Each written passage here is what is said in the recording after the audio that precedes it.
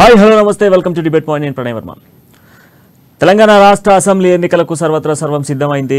ఇక ఎన్నికలకు సంబంధించినటువంటి ఏర్పాట్లు కూడా పూర్తి స్థాయిలో భద్రతా ఏర్పాట్లను కూడా ఎన్నికల అధికారులు సిద్ధం చేస్తూ ఉన్నారు. తెలంగాణ రాష్ట్ర వ్యాప్తంగా కూడా దాదాపుగా మనం చూసుకుంటే 35,655 పోలింగ్ సెంటర్లను కూడా ఏర్పాటు చేయడం జరిగింది. ఆ పోలింగ్ సెంటర్లకు సంబంధించి 1,00,000కు పైగా భద్రతా సిబ్బందిని కూడా ఏర్పాటు చేయడం జరిగింది. దీంట్లో దాదాపుగా కూడా 375 రక్షక బృందాలకు సంబంధించినటువంటి వివిధ అధికారులు కూడా ఎన్నికల నేపథ్యంలో పర్యటించబోతా ఉన్నారు. ఇటు కేంద్ర బలగాలను కూడా తెలంగాణ రాష్ట్ర అసెంబ్లీ ఎన్నికల నేపథ్యంలో ఇక్కడికి పంపించడం జరిగింది. ఇక మరోవైపు మనం చూస్తే ప్రశాంత వాతావరణంలో తెలంగాణ అసెంబ్లీ ఎన్నికలు నిర్వహించేందుకు పూర్తి స్థాయిలో బాధ్యతలు చేపట్టింది ఎన్నికల కమిషన్. దాంతో పాటుగా ఎక్కడైతే కొంత ప్రాబ్లమేటిక్ గా ఉన్నటువంటి ప్రాంతాలకు కావచ్చు, మావోయిస్టు ప్రభావిత ప్రాంతాలకు సంబంధించిన నేపథ్యంలో కూడా భద్రత పెంపుకు సంబంధించి దాంతో పాటుగా పోలింగ్ సమయాన్ని కూడా తగ్గించిన సిచ్యువేషన్స్ కనబడతా ఉన్నాయి.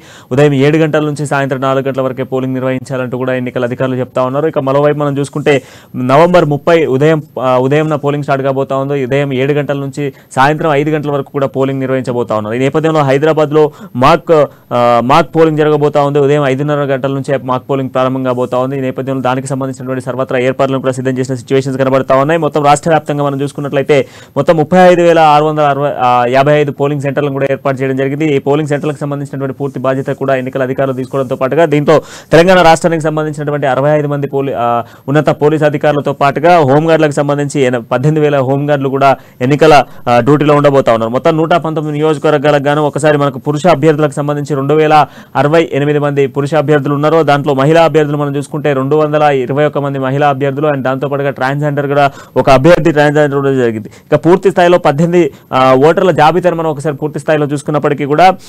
1,62,98,418 మంది ఇక్కడ పురుష ఓటర్లు కనబడితే ఇక మహిళా ఓటర్లకు సంబంధించి 1,63,01,705 మంది మహిళా ఓటర్స్ ఉన్నారు. అండ్ దాంతో పాటుగా ట్రాన్స్జెండర్ల ఓటింగ్ సంబంధించి మనం చూసుకున్నట్లయితే 2,676 మంది ట్రాన్స్జెండర్స్ ఓటింగ్ ఉన్నాయి. ఇక 18 నుంచి 19 సంవత్సరాల ఓటర్లకు సంబంధించినటువంటి జాబితాను చూసుకుంటే 9,90,667 మంది ఇక్కడ యూత్ కి సంబంధించి 18 నుంచి 19 సంవత్సరాల యువకులు కనబడతా ఉన్నారు.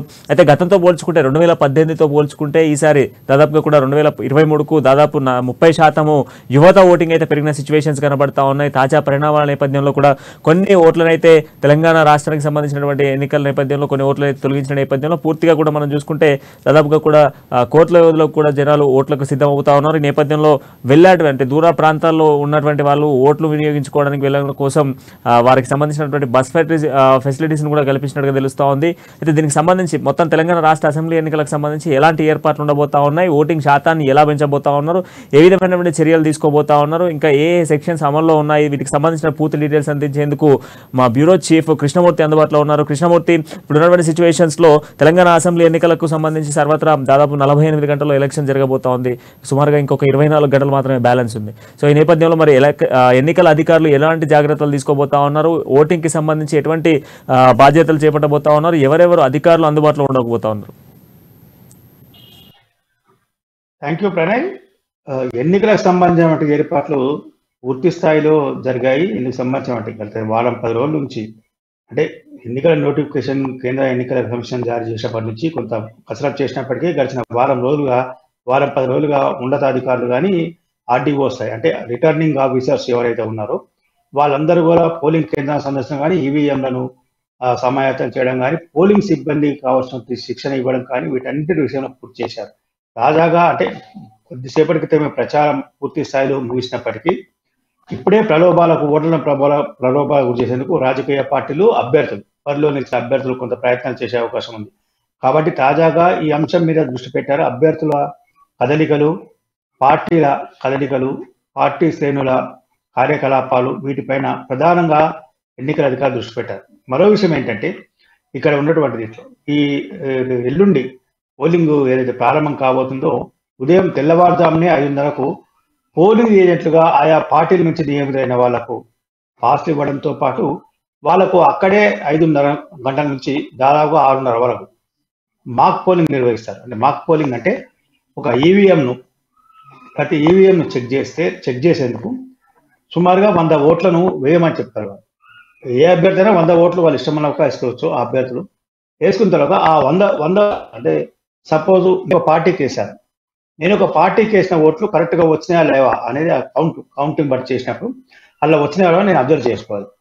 ఆ తర్వాత వేరే పోలింగ్ ఏజెంట్ ఎవరైతే ఉంటారో వాళ్ళు వేసిన తర్వాత వాటిని వాళ్ళు అతను ఎన్ని ఓట్లు వేశారు వాళ్ళ పార్టీకి సంబంధించినట్టుగా, లేకపోతే ఆయనకి ఇష్టం ఉన్న పార్టీకి ఏదైనా వేశారా, ఎన్ని వేశారు అనే విషయంలో వాళ్ళు మొత్తం సరి చూసుకున్న తర్వాత అవి కరెక్ట్గా వచ్చాయి. అంటే 100 ఓట్లలో ఎవరికి ఎన్ని వేశారు, ఎన్ని వచ్చాయి అనేది అక్కడ లెక్క చేసిన తర్వాత దాన్ని పూర్తి స్థాయిలో అందరికీ నిరూపించిన తర్వాత అందరితోటి సంతకాలు ఏజెంట్లతో సంతకాలు తీసుకుంటారు. సరిగానే ఉంది ఈవీఎం, ఓకే రైట్, ఇది ఓటింగ్ పనిచేస్తుంది అని చెప్పి సంతకాలు తీసుకుంటారు. తీసుకున్న తర్వాత ఆ మొత్తం 100 ఓట్లు ఏవైతే మరి వాళ్ళ ముందే రిలీజ్ చేసి అప్పుడు పోలింగ్ కోసం పోలింగ్ టేబుల్ మీద దాన్ని సిద్ధం చేసి ఉంచుతారు. వచ్చిన ఓటరు దాన్ని వేసే విధంగా దానికి తయారు చేసి ఉంచుతారు. అంటే సుమారుగా 7 గంటల వరకల్లా ప్రక్రియను పూర్తి చేసినటువంటి అధికారులు, పోలింగ్ సిబ్బంది, రిటర్నింగ్ ఆఫీసర్లు, అంటే రిటర్నింగ్ ఆఫీసర్ పర్యవేక్షణ ఇవన్నీ జరుగుతాయి. అంటే అన్ని పోలింగ్ స్టేషన్లకు రిటర్నింగ్ ఆఫీసర్ వెళ్ళకున్నప్పటికీ ఎప్పటికప్పుడు అక్కడ ఉన్నటువంటి పోలింగ్ సిబ్బందిలో ఒకరిని ఉంచి వాళ్ళ ద్వారా మొత్తం సూపర్వైజింగ్ చేయించేందుకు ఈ రకమైన ఏర్పాటు చేశారు. ఆ తర్వాత ఈవీఎంలను కరెక్ట్గా పోలింగ్ కేంద్రంలో స్థిరంగా ఉంచిన తర్వాత అప్పుడు పోలింగ్ ప్రక్రియను ప్రారంభించేందుకు కావాల్సిన ఏర్పాట్లు చేస్తారు. ఇది వస్తుంది. అంటే ఒక హైదరాబాద్లోనే కాదు, మాక్ పోలింగ్ నిర్వహించేందుకు ప్రతి పోలింగ్ కేంద్రంలో ప్రతి పోలింగ్ ఏజెంట్ ఉదయం పూట వచ్చే ప్రతి పోలింగ్ ఏజెంట్ 5:30 కల్లా ఆయా పోలింగ్ కేంద్రాల్లో ఉండాలి. ఆయా పోలింగ్ కేంద్రాల్లో వాళ్ళ ఈవీఎంను సరి చేసుకున్న తర్వాత, వాళ్ళు సరి చూసుకున్న తర్వాత వాళ్ళకు ఓకే అనిపిస్తే మాత్రమే దానికి సంబంధించిన అప్రూవల్ మీద సంతకం పెట్టాల్సిన అవసరం ఉంటుంది. అప్పుడు మాత్రమే రిటర్నింగ్ ఆఫీసర్ అక్కడ ఉన్నటువంటి పోలింగ్ సిబ్బంది వాటిని పోలింగ్ స్టార్ట్ చేసేందుకు అవకాశం ఉంటుంది. ఇది ఏ ఒక్క అంటే సపోజ్ 10 పార్టీలకు సంబంధించినటువంటి 10 మంది అభ్యర్థులకు సంబంధించి 10 మందిలో ఒక్కరు అబ్జెక్షన్ చెప్పినా దానికి సంబంధించినటువంటి వివరాలు మొత్తం తీసుకున్న తర్వాత వాళ్ళను ఆ అభ్యర్థులను చెప్పేటువంటి ఏజెంట్ పూర్తి స్థాయిలో ఆయనకు నమ్మకం కలిగించే విధంగా అధికారులు ఒప్పించి మెప్పించి ఆ తర్వాత పోలింగ్ స్టార్ట్ చేసిన అవసరం ఉంటుంది. ఇది మాక్ పోలింగ్ యొక్క ప్రక్రియ. మనం ప్రధానంగా గమనిస్తే మాక్ పోలింగ్ లో ఇక్కడ ఏ చిన్న పొరపాటు వచ్చినా, ఏ చిన్న అంటే 100 ఓట్లు అభ్యర్థులు పోల్ చేస్తే 99 వచ్చినా, సపోజ్ ఒక అభ్యర్థి ఒక పార్టీకి 30 వేశారు, ఒక ఏజెంట్ ఒక పార్టీకి 30 వేశారు, దాంట్లో 29 వచ్చినా అతను అధ్యక్షం చెప్పేందుకు వీలుంటుంది. కాబట్టి ఇది చాలా పకడ్బందీగా, పారదర్శకంగా, నిష్పాక్షకంగా వివరించేందుకు ఈ రకమైనటువంటి చర్యలు ఈసీ తీసుకుంటుంది. గతంలో జరిగాయి. దీనికి సంబంధించిన అంటే ఇటు ఆ యొక్క పోలింగ్ బూత్లో ఉన్నటువంటి ఇన్ఛార్జ్ కానీ, పోలింగ్ సిబ్బంది కానీ, మిగతా భద్రతా సిబ్బంది వీళ్ళందరి సమక్షంలో జరుగుతుంది. ఇవన్నీ కూడా ప్రతి ఈవీఎం ఈ రకంగానే చెక్ చేసి అక్కడక్కడే వాటిని డిలీట్ చేసి మళ్ళీ సీల్ చేసి అప్పుడు వాటిని పోలింగ్ ఏర్పాటు చేసేప్పుడు ఇది మాక్ పోలింగ్ యొక్క ప్రక్రియ. ఈ మాక్ పోలింగ్ ప్రక్రియ తర్వాత పోలింగ్ ఓటు కోసం ఓటు వేసానికి వచ్చే ఓటర్లకు సంబంధించిన విషయంలో అనేక జాగ్రత్తలు తీసుకుంటున్నారు ఈసారి. ఇప్పటికే 80 సంవత్సరాలు దాటినటువంటి వృద్ధులకు సంబంధించిన విషయంలో హోమ్ ఓటింగ్ సౌకర్యం కల్పించారు. ఆ హోమ్ ఓటింగ్ ప్రక్రియను ఇప్పటికే అధికారులు పూర్తి చేశారు. అదేవిధంగా దీనికి సంబంధించిన ప్రక్రియ ఇప్పటికే వాటిని ఈవీఎంలు అక్కడ అంటే ఆ హోమ్ ఓటింగ్ కు వినియోగించిన ఈవీఎంలను ప్రత్యేకంగా భద్రపరిచారు, ప్రత్యేక గదిలో ఉంచారు. వాటి ఇప్పటికీ నియోజకవర్గాల వారిగా వాటిని ఉంచారు. ఎవరు ఎంతమందికి ఏ పార్టీ వేశారు అనే విషయంలో కౌంటింగ్ రోజు 3వ తేదీన జరిగేటువంటి కౌంటింగ్ సందర్భంగా ఈ వెలువడే అవకాశం ఉంది. ప్రధానంగా మళ్ళీ గతంలో మాదిరిగా వికలాంగులకు వీటికి సంబంధించినటువంటి వాళ్ళు ఇచ్చారు. అంటే ఈసారి కొత్తగా ఇచ్చింది ఏంటంటే వృద్ధులకు, వికలాంగులకు కానీ లేకపోతే ఓటు వేసేందుకు పోలింగ్ కేంద్రానికి రాలేని అశక్త స్థితిలో కొంతమంది ఉంటారు. ఆరోగ్యరీత్యా కానీ, ప్రమాదానికి గురై వాళ్ళు నడవలేని పరిస్థితిలో ఉన్నప్పుడు కానీ, మిగతా కొంతమంది డిజేబుల్డ్ పర్సన్స్ వీళ్ళందరినీ కూడా అంటే వీళ్ళు ముందే ఒక అప్లికేషన్ పెట్టుకోవాలని ఎలక్షన్ కమిషన్ చెప్పింది. అట్లా పోలింగ్ బూత్ల వారిగా ఎక్కడికెక్కడ సిబ్బంది తిరిగారు. ఇది ఉపాధ్యాయులు కానీ లేకపోతే అంగన్వాడీ వర్కర్స్, ప్రధానంగా అంగన్వాడీ వర్కర్స్, డ్వాక్రా మహిళలు వీళ్ళు ఈ ప్రక్రియలో కొంత వాళ్ళు ఈసారి భాగస్థులయ్యారు. అంగన్వాడీల ద్వారానే ఎక్కువ మటుకు ఓటర్ స్లిప్ల పంపిణీ వీటికి సంబంధించిన కార్యక్రమాలను కూడా పూర్తి చేస్తూ ఉన్నారు ఎన్నికల అధికారులు. అయితే ఇక్కడ వచ్చినటువంటి విషయం ఏంటంటే ప్రధానంగా ఓటింగ్ ప్రక్రియ సందర్భంగా వచ్చిన వాళ్లకు ఖచ్చితంగా వాళ్ళు ఏదో ఒక గుర్తింపు కార్డు తీసుకోవాల్సి ఉంటుంది. అయితే వాళ్ళ ప్రభుత్వ ఉద్యోగులు అయితే వాళ్ళ సంస్థకు సంబంధించినటువంటి కార్డు కానీ ఆధార్, ఈ రోజుల్లో అందరికీ ఆధార్ ఉంటుంది. ఆధార్ లేదా పాస్పోర్ట్ లేదా రేషన్ కార్డు లేదా డ్రైవింగ్ లైసెన్స్ లేదా కరెంటు బిల్లు, అంటే ఇట్లా 10 రకాలుగా అటువంటి ఐడి గుర్తింపు కార్డును ఏదో ఒకటి వాళ్ళు తీసుకురావాల్సిన అవసరం ఉంటుంది. అది తీసుకొచ్చినప్పుడు ఆ పోలింగ్ బూత్లో వాళ్ళు వెళ్ళినప్పుడు వాళ్ళకి సంబంధించినటువంటి స్లిప్ ఇచ్చి అక్కడ వాళ్ళు ఓటు హక్కును వినియోగించుకునే విధంగా అధికారులు ఏర్పాటు చేశారు. గతంలో ఎప్పుడూ లేని విధంగా ఈసారి అధికారులు ఓటర్లకు రకాల వెసులుబాట్లు ఇచ్చారు. పోలింగ్ కేంద్రాలలో తాగునీటి సౌకర్యాన్ని ఏర్పాటు చేస్తున్నారు. తాగునీటి సౌకర్యం కూడా అది కూడా మినరల్ వాటర్తో ఏర్పాటు చేయాలని చెప్పేసి ఎన్నికల సంఘం ఇచ్చిన ఆదేశాల మేరకు అక్కడక్కడ అధికారులు, సిబ్బంది, ఆయా క్షేత్రస్థాయిలో ఉన్నటువంటి ప్రభుత్వ అధికారులు కూడా వాళ్ళ తోడ్పాటు అందించి కావాల్సిన ఏర్పాటు చేస్తా ఉన్నారు. మొత్తంగా చూస్తుంటే పోలింగ్ పర్సెంటేజ్ని కూడా వీలైనంత ఎక్కువగా పెంచాలి. పోలింగ్ పర్సెంట్ గతంలో మనం 2018లో మనం చూస్తే 73-74% మనకు పోలింగ్ అయింది. దాని ద్వారా అంటే చాలా మంది ఓటింగ్లో పాల్గొనారు. కారణం ఏంటంటే ఓటింగ్లో పాల్గొనకపోవడం, పోలింగ్ కేంద్రాల్లో సౌకర్యం ఉండవు, భారీ ఎత్తున క్యూ ఉంటుంది, గంటలకు ఎవరు నిలబడతారు అని కొంతమంది అరే సెలవు వచ్చింది కదా ఎక్కడికి వెళ్దాము, అవుటింగ్ చేద్దాము అని కోణంలో కొంతమంది. ఇలా కాకుండా ఈసారి ఓటర్లకు అవేర్నెస్ కార్యక్రమాన్ని కూడా ప్రభుత్వం చాలా, అంటే ఎన్నికల కమిషన్ చాలా పెద్ద ఎత్తున చేపట్టింది. ప్రతి ఇంటికి మీ ఓటును సద్వినియోగం చేసుకోండి అని స్టిక్కర్ కూడా అతికించారు. అంటే పోలింగ్ కేంద్రానికి ఖచ్చితంగా ఓటరు వచ్చే విధంగా వాళ్ళు చైతన్యం తీసుకొచ్చారు. ప్రచార ప్రసార మాధ్యమాల ద్వారా కూడా విపరీతంగా ఓటర్ అవేర్నెస్ కార్యక్రమాలను ఈసారి ఎన్నికల సంఘం చేపట్టింది.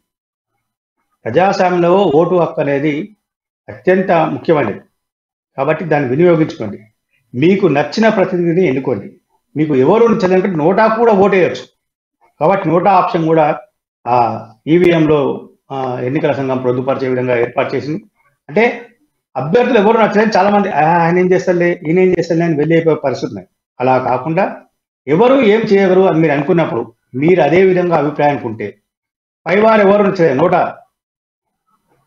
అని మీరు వేయండి అని చెప్పేసి ఎన్నికల సంఘం ఏర్పాటు చేసింది. ఈసారి పోలింగ్ను 90% తేవాలి అన్న లక్ష్యంతో అటు ఈసీ కానీ, ఇటు అధికారులు కానీ, రిటర్నింగ్ ఆఫీసర్లు కానీ, ప్రభుత్వ అధికారులు కానీ, మిగతా వాళ్ళు అంటే ఆల్రెడీ రాజకీయ పార్టీలు ప్రతి ఒక్క ఓటును కీలకంగా భావిస్తూ ప్రతి ఒక్క ఓటు తమకే పడే విధంగా ప్రతి పార్టీ ప్రయత్నం చేస్తాను. వాళ్ళ ప్రయత్నాలు తోడుగా ప్రభుత్వం కూడా ప్రయత్నం చేయడం అనేది కొంత ఈసారి పర్సెంటేజ్ ఓటింగ్ శాతం పెరుగుతుందేమో అన్న కొంత అభిప్రాయం అయితే వ్యక్తమవుతా ఉన్నది. ప్రణయ్, మీరు అలాగే అందుబాటులో ఉండండి. ఒకసారి మనము జోషి అందుబాటులో ఉన్నారు, జోషితో మాట్లాడదాం. జోషి, ప్రస్తుతం ఉన్నటువంటి సిచ్యువేషన్స్లో మరి పోలింగ్కి సంబంధించి పోలింగ్ కేంద్రాల వద్ద ఎటువంటి పరిస్థితులు ఉన్నాయి, దాంతోపాటుగా ఇప్పటికే భద్రతా సిబ్బందులను కూడా పూర్తి స్థాయిలో తెలంగాణ అసెంబ్లీ ఎన్నికల నేపథ్యంలో దించినట్టుగా తెలుస్తుంది. 1,00,000కు పైగా కూడా భద్రతా సిబ్బందులను, అదేవిధంగా కేంద్ర బలగాలను కూడా తెలంగాణ రాష్ట్రం వైపు మరలించినట్టుగా తెలుస్తుంది. మరి ప్రశాంత వాతావరణంలో ఎన్నికలు అయ్యేందుకు ఎన్నికల అధికారులు ఎటువంటి సూచనలు జారీ చేస్తూ ఉన్నారు? ఇప్పటికే 144 సెక్షన్ కూడా సాయంత్రం 5 గంటల నుంచి అమల్లోకి వస్తుంది. ఈ నేపథ్యంలో మరి ఎటువంటి పరిస్థితులు ఉన్నాయి, దాంతోపాటుగా ఓటింగ్ కేంద్రాల వద్దకు వచ్చేటువంటి వాళ్ళకు ఎటువంటి సౌకర్యాలను కల్పిస్తూ ఉన్నారు?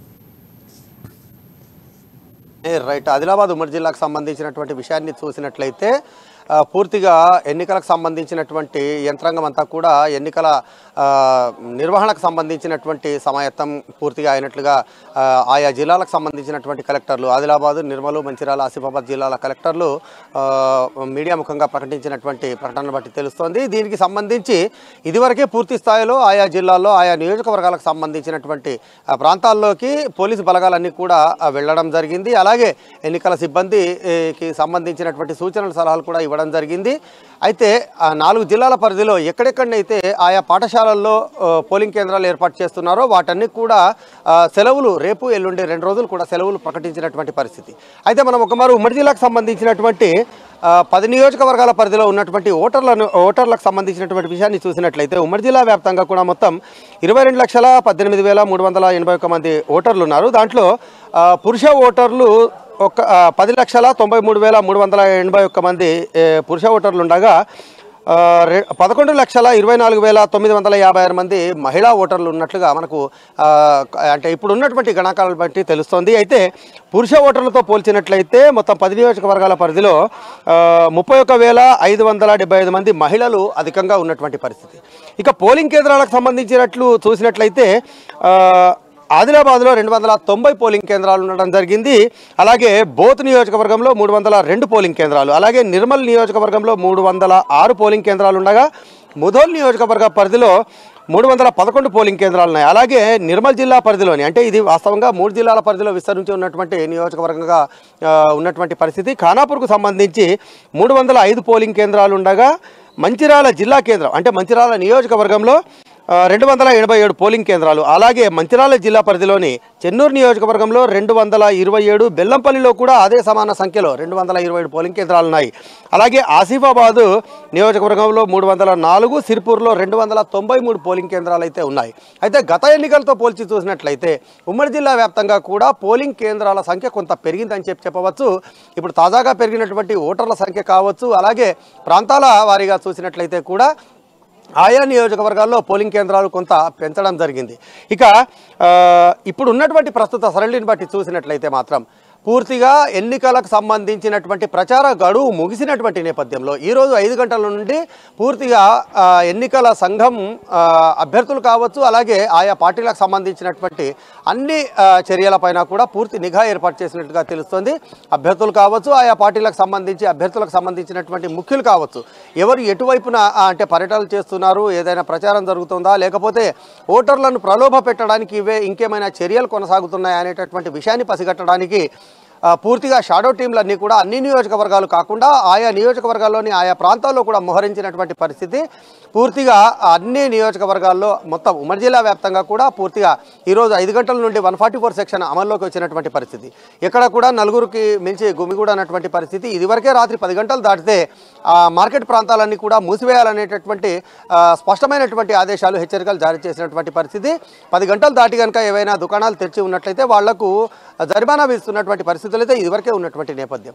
ఇక ప్రత్యేకంగా చూసినట్లయితే ఆయా నియోజకవర్గాలు ఉమ్మడి జిల్లా వ్యాప్తంగా ఉన్నటువంటి పరిస్థితుల్లో ఓటర్లను ప్రలోభ పెట్టడానికి ఏ రకమైనటువంటి చర్యలను కూడా ఖచ్చితంగా ఉపేక్షించబోము అనేటటువంటి కఠినమైనటువంటి హెచ్చరికలను ఇదివరకే ఆదిలాబాదు, నిర్మల్, మంచిర్యాల, ఆసిఫాబాద్ జిల్లాలకు సంబంధించినటువంటి ఎలక్షన్ అధికారులుగా ఉన్నటువంటి ఆయా జిల్లాల కలెక్టర్లు స్పష్టంగా మీడియా ముఖంగా ప్రకటన ఇవ్వడం జరిగింది.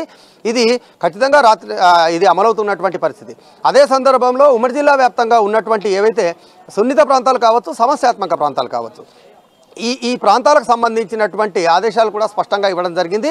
సున్నిత ప్రాంతాలు అలాగే సమస్యాత్మక ప్రాంతాల్లో కేవలం అంటే ఈ నెల 30న నిర్వహించేటటువంటి ఎన్నికల ఓటింగ్కు సంబంధించినటువంటి ప్రక్రియ 1 గంట ముందుగానే ముగిసేటటువంటి సూచనలు కూడా, ఆదేశాలు కూడా ఉన్నటువంటి పరిస్థితి. అయితే ప్రధానంగా ఏజెన్సీ ప్రాంతంలో ఇటువంటి కొన్ని సమస్యాత్మక ప్రాంతాలు కొంత ఎక్కువగా ఉన్నటువంటి పరిస్థితి. ఎందుకంటే గతంలో ఈ ప్రాంతం అంతా కూడా మావోలకు సంబంధించినటువంటి చర్యలు, సంఘటనలు జరిగినటువంటి అనుభవాల నేపథ్యంలో ఆయా ప్రాంతాలను సమస్యాత్మక ప్రాంతాలుగా గుర్తించడం జరిగింది. అలాగే ముధోల్ నియోజకవర్గ కేంద్రం అనధికారికంగా నియోజకవర్గ కేంద్రంగా పేర్కొనబడేటటువంటి బైన్సాను సమస్యాత్మక ప్రాంతంగా ఆయా ప్రభుత్వాలు గుర్తిస్తున్నటువంటి పరిస్థితి. ఎందుకంటే అక్కడ తరచూ చోటు చేసుకునేటటువంటి ఒక రకమైనటువంటి వివాదాల కారణంగా అది కొంత సున్నిత ప్రాంతంగా, సమస్యాత్మక ప్రాంతంగా ఉంటుంది. అక్కడ ఎన్నికలకు సంబంధించినటువంటి సమయంలో మార్పు ఏమీ లేనప్పటికీ కూడా అక్కడ భద్రతాపరమైనటువంటి చర్యల్లో మాత్రం కొంత మొత్తంలో ఎక్కువగా పోలీసులను మోహరించినటువంటి పరిస్థితి. ఇక తాజాగా చూసినట్లయితే ఈరోజు ప్రచారానికి చివరి రోజైనటువంటి నేడు నిర్మల్ నియోజకవర్గ కేంద్రంలో చోటు చేసుకున్నటువంటి ఒక ఘటనకు సంబంధించి పూర్తిగా పోలీసు యంత్రాంగం అప్రమత్తమైనటువంటి పరిస్థితి.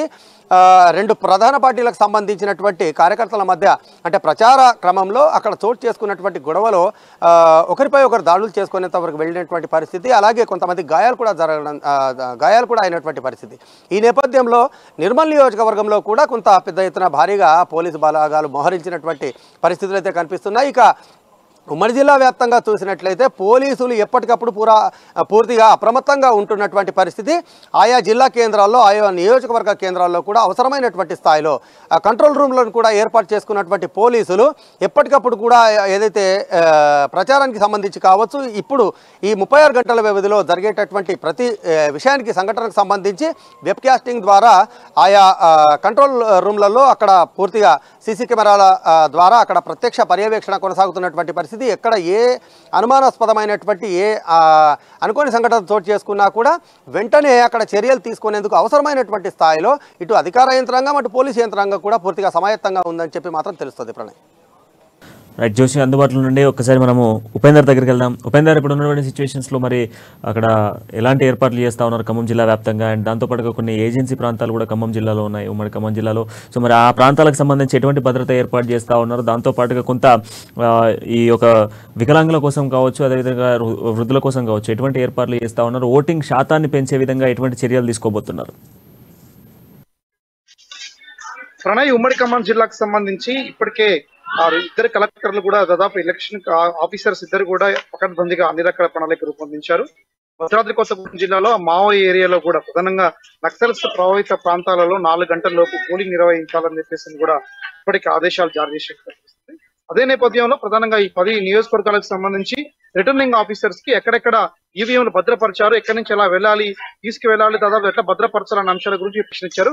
సెక్టర్ ఇన్స్పెక్టర్స్ అందరినీ కూడా ఆఫీసర్స్ ని నియమించి అన్ని ప్రాంతాల్లో ట్రైనింగ్ ఇచ్చేసి ఎక్కడ కూడా దాదాపు ఈ నిర్వహణ కోసం ఎక్కడైతే పోలింగ్ ఈవీఎం తీసుకెళ్లి తీసుకొచ్చినక్కడ కూడా ఎట్టి పరిస్థితి లేదు, సీదా పోలింగ్ తర్వాత డైరెక్ట్ గా ఈవీఎంస్ ని భద్రపరిచేటువంటి కేంద్రాల దగ్గరికి వెళ్ళాలని చెప్పేటటువంటి డైరెక్షన్స్ కూడా ఇప్పటికి దాదాపు ఖమ్మం జిల్లా వ్యాప్తంగా ఇప్పటి వరకు పొరుగు రాష్ట్రాల నుంచి ప్రధానంగా ఛత్తీస్గఢ్ ప్రాంతం, ఆంధ్రప్రదేశ్ కొంత హోమ్ గార్డ్స్ తో పాటు కొంత ముఖ్యమైనటువంటి ఆఫీసర్స్ ని కేంద్ర స్థాయిలో ఉన్నటువంటి వాళ్ళందరినీ కూడా సిఆర్పిఎఫ్ బలగాలను కూడా అన్ని ప్రాంతాలకు మోహరించి ఏర్పాటు చేశారు.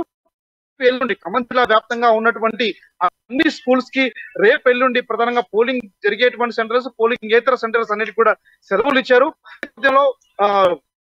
20 తారీఖు తర్వాత నెక్స్ట్ డిసెంబర్ 1 తారీఖు కూడా ప్రభుత్వ పాఠశాలకు సెలవులు ఇచ్చి ఇవ్వాలని చెప్పేసి కూడా అది వర్కింగ్ డే గానే ప్రకటించేసి సెలవు దినంగా ప్రకటించి జిల్లా కలెక్టర్ గారు ఇప్పుడే ఆదేశాలు ఇచ్చారు. ప్రధానంగా ఈ 3 రోజుల పాటు వైన్ షాపులు కూడా బంద్ పూర్తిగా అవ్వాలని చెప్పేసి ఈ రోజు సాయంత్రం నుంచి ఎల్లుండి సాయంత్రం వరకు కూడా క్లోజ్ చేయాలని చెప్పి ఇచ్చినటువంటి డైరెక్షన్ అన్ని కూడా ఖమ్మం జిల్లా వ్యాప్తంగా ఎటువంటి అవాంఛనీయమైనటువంటి సంఘటనలు రకాల ఏర్పాట్లు పకడ్బందీగా చేసేటువంటి సందర్భాలు కనబడతా ఉన్నాయి. ప్రధానంగా అటు పోలీస్ యంత్రాంగంతో పాటు ఎలక్షన్ ఆఫీసర్స్ తో పాటు అందరూ కూడా సమన్వయపరుస్తూ జిల్లాలో ఉన్నటువంటి అన్ని ప్రాంతాల్లో ఇప్పటికే ఎక్కడెక్కడ పోలింగ్ జరుగుతుందో ఈవీఎంస్ తీసుకెళ్లేటువంటి డ్యూటీ ఆఫీసర్స్ నియమించేసి పకడ్బందీ ఏర్పాటు చేస్తున్నారు. ఈ రోజు సాయంత్రం 5 గంటల తర్వాత ముగిసినటువంటి ప్రచారానికి సంబంధించి ఏదైతే ఉందో ఆ ప్రచార అనంతరం కూడా ఈ రోజు రేపు ఇప్పటికే ఖమ్మం జిల్లా వ్యాప్తంగా అన్ని చోట్ల కూడా అటు ప్రధానమైనటువంటి రాజకీయ పార్టీలు ఓటర్లు ప్రలోభాలు పెట్టే ప్రయత్నం చేస్తున్న నేపథ్యంలో ఈ 2 డేస్ చాలా కీలకమని చెప్పేసి కూడా భావిస్తున్నటువంటి నేతలు ఎవరైతే ఉన్నారో ఇప్పటి వరకు ఒక లెక్క, ఇప్పటి నుంచి ఒక లెక్క అనేటువంటి ఒక పద్ధతిలో కూడా ఛాలెంజ్ గా తీసుకుని 3 నైట్స్ కూడా పనిచేయాలని చెప్పేసి కూడా అన్ని రకాలుగా డైరెక్షన్స్ ఇచ్చేసి సమాయత్తం అవుతా ఉన్నారు. అదే నేపథ్యంలో ప్రధానంగా ఉమ్మడి ఖమ్మం జిల్లా వ్యాప్తంగా దాదాపు 23 లక్షల పైచిలకు ప్రజానికం కూడా ఓటర్లు ఉపయోగించుకునే ఓట్లు వేసేటువంటి అవకాశం కనబడతా ఉంది. ఇప్పుడు ఖమ్మం జిల్లాలో 97% ఇప్పటి వరకు కూడా ఓట్ల స్లిప్స్ పంచిపెట్టడంతో పాటు ఈ ఏదైతే ఓటర్ ఐడి కార్డ్స్ కొత్తగా నియమించినటువంటి ఐడి కార్డ్స్ తో పాటు వీళ్ళందరినీ ఇప్పటికే పంపిణీ కార్యక్రమం చేపట్టారు. ఇదే నేపథ్యంలో ఏ ఓటర్లు ఒక ఖమ్మం జిల్లాలో భద్రాద్రి కొత్తగూడెం దాదాపు నియర్ బై లక్ష యువత దాదాపు 18 నుంచి 19 సంవత్సరాలు ఉన్నటువంటి వయసు అందులో ఉన్నటువంటి వాళ్ళందరూ కూడా కొత్తగా ఓటింగ్ కూడా ఉపయోగించుకుని కూడా ఇప్పటికే తాపత్రయపడతా ఉన్నారు. ఇదే తరుణంలో ప్రధానంగా ఖమ్మం జిల్లాకు సంబంధించి ఇప్పటికే ఓన్లీ ఖమ్మం జిల్లాకు సంబంధించి 9,000 పైగా ఇప్పటికే ఆ పోస్టల్ బ్యాలెట్ సంబంధించి ఓటు వినియోగించుకున్నట్టు కూడా జిల్లా కలెక్టర్ గారు ఇటీవల కాలంలో ప్రెస్ మీట్ లో తెలియజేశారు.